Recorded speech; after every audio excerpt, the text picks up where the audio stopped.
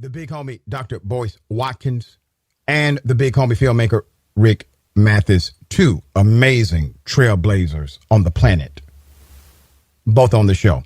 Gentlemen, good day. Welcome. How you doing? Thanks for having me. All right. Hey, brother. How are y'all doing today? Doing good, man. I appreciate both of you all being on the program. I want to first start with Dr. Boyce Watkins because I talk to Rick all the time. Dr. Watkins, it's been too long, dear brother. We should have had you on the show again before this time has elapsed. Let's make sure that that doesn't happen again.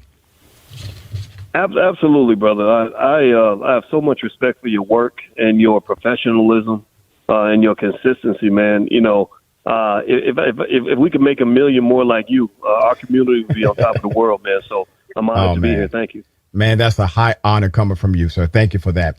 To Rick Mathis, always pushing, always leading. Rick, talk about the genesis, the catalyst for this movie. Man, first off, I want to thank you for sharing the platform, man. Proud of you, man. Thank you, brother. You too. You know, how you've been trailblazing with, in the area of media. Thank you. So as it relates to B1 the movie, so B1 the movie is a film that Boyce Watkins and myself partnered on. And as you said, it's a film that deals with getting on code. For so many years, we've put other races first in terms of, in terms of nurturing, their babies, in terms of building this nation. We put other races first. So now I feel that, it's time for us to get on code and put us first.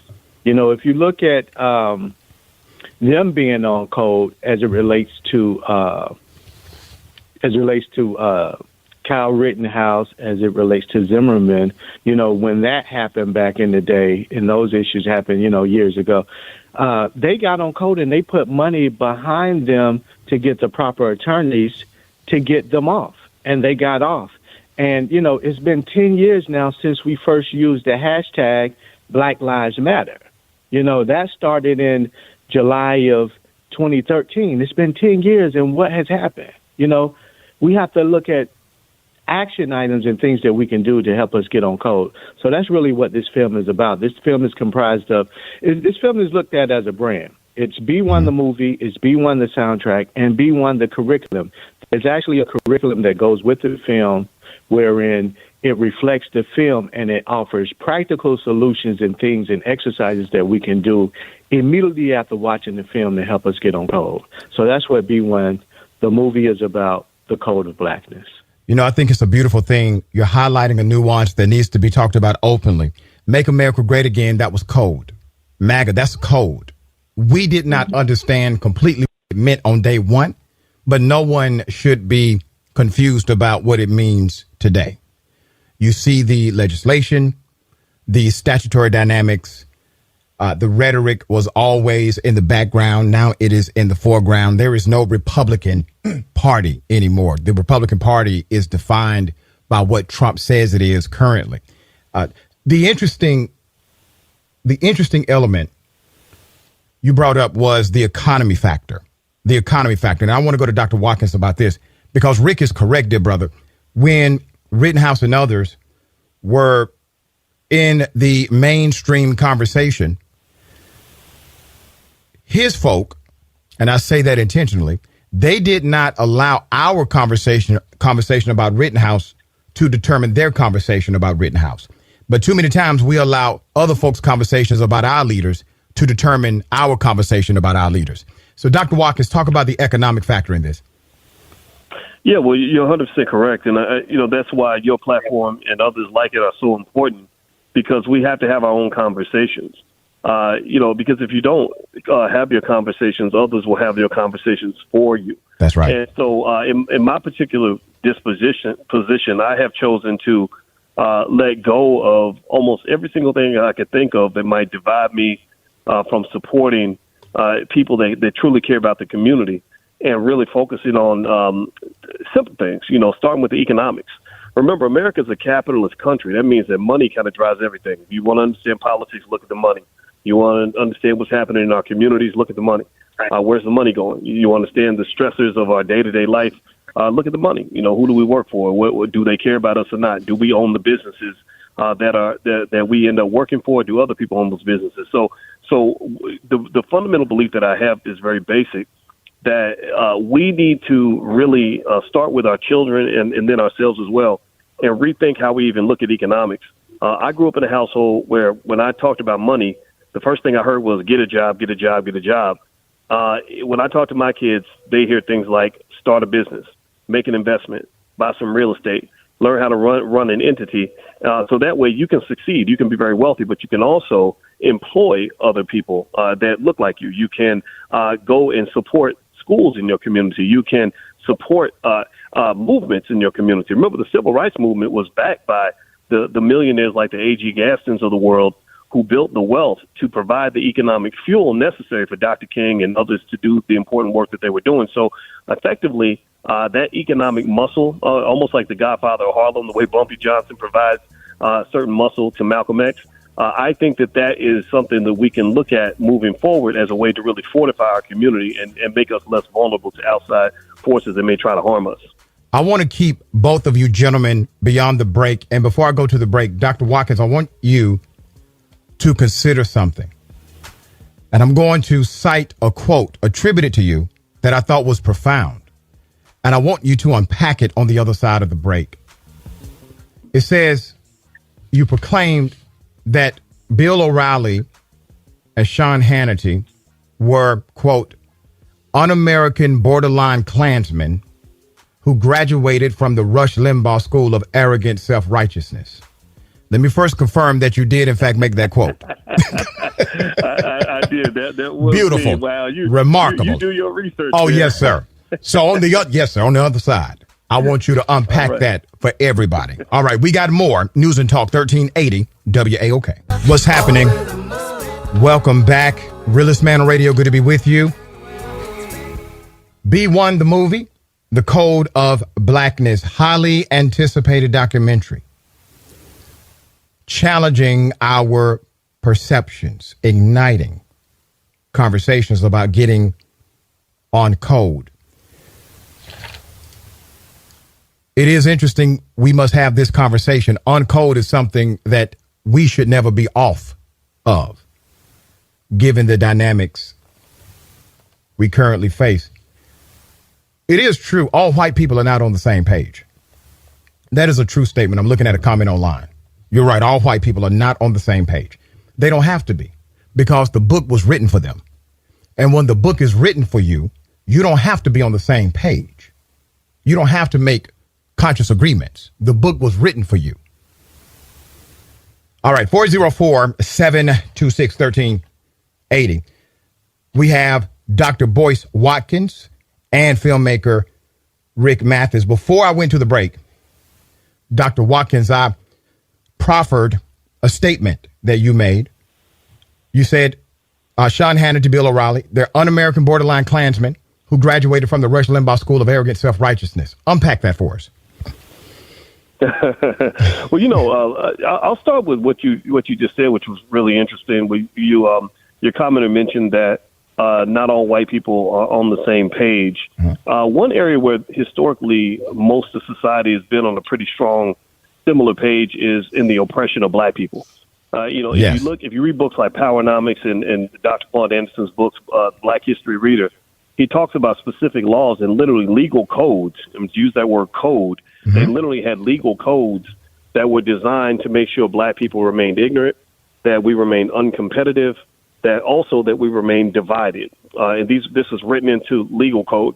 So that type of code, has been pretty consistent, which mm-hmm. was why when the slaves were released from the South, people didn't even really want them in the North. They said, we don't want those people. So that's a great point. So to go further with that, in that situation with Hannity and O'Reilly and everything else, basically what was going on is I was on the faculty at Syracuse University and trying to understand politics a little bit better. And one of the things that happened was I did have a face-off with O'Reilly over Michelle Obama. He made a joke about lynching Michelle Obama. And I said, you're not going to get on TV and make a joke about lynching a black woman whose life literally is in danger because the Obamas were receiving hundreds today at that time. Mm-hmm. And so that led to, let's just say some televised standoffs, and O'Reilly retaliated and got pretty upset. And it caused kind of an interesting scenario where at some point it seemed that the folks from CNN and Fox kind of both got together. And next thing I knew, I was kind of blackballed from the networks. Before that, I'd been on both of the networks a lot, right? Almost like 5-6 times a week. After that, it was not at all. And that's what taught me that, okay, I don't know if I really have any friends in this game one way or the other, because I want to advocate for black people every day of the week, no matter which side I happen to be on. So that's what led us to build our own platform, so sometimes when you think it's a curse, it turns into a blessing, because the ability to have that independent voice developed out of that situation. Now, that arrogant self-righteousness that I'm referring to really comes out in the sense that you have certain people in America who just don't care about people. I remember hearing Tupac talk about how it doesn't make any sense that you have wealthy people who can have all the money in the world, but will step over homeless people, step over starving people, not care about things like mass incarceration. And O'Reilly and Hannity and even the late Rush Limbaugh — I never met Rush, but I met the other two — they kind of embodied that, right? So to some extent, that ignorance and arrogant self-righteousness is something that you also saw that energy in the whole Trump movement, because Trump was also kind of in that same class of people. And I just think that as Americans, we have to just become better people all the way around. So that was what drove that particular comment. Well said, and well intended. Rick, for those who are listening, who should check out this documentary? Is this a family affair, multi-generational? Man, this documentary is definitely for the family. We have cast members ranging from age 8, which is Kaden and Jacilia, who's an actress, and ranging to age 80. Dr. Claude Anderson is also featured in this film. So this is definitely a family film that we ask for you to support, that we ask for you to be a part of. You know, we're actually having the premiere August the 19th at the New Black Wall Street, but we're also having a 4-day experience out there starting on August the 17th, which is Marcus Garvey's birthday.